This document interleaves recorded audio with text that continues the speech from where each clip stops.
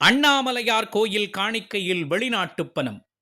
பஞ்சபூத ஸ்தலங்களில் அக்னி ஸ்தலமாகவும் நினைத்தாலே முக்தியளிக்கும் திருத்தலமாகவும் விளங்குவது திருவண்ணாமலை அண்ணாமலையார் கோயில்.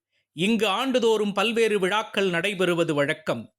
இதில் மாதா மாதம் வரும் பௌர்ணமி கிரிவலமும் ஆண்டுக்கு ஒருமுறை வரும் கார்த்திகை தீபத் திருவிழாவும் உலக பிரசித்தி பெற்றது.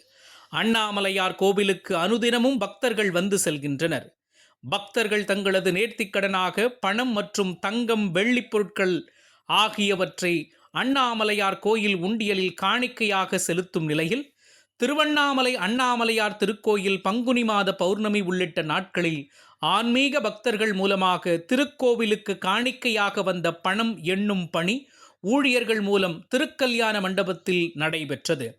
அதன்படி அண்ணாமலையார் கோயில் பங்குனி மாத உண்டியல் காணிக்கையாக 4,23,757 ரூபாய் ரொக்கமும் 165 கிராம் தங்கமும் 2 கிலோ 740 கிராம் வெள்ளியும் பக்தர்கள் காணிக்கையாக அளித்துள்ளதோடு மட்டுமல்லாமல் வெளிநாடுகளிலிருந்து வந்த பக்தர்கள் செலுத்திய வெளிநாட்டு பணமும் உண்டியல் காணிக்கையாக செலுத்தியிருப்பது குறிப்பிடத்தக்கது.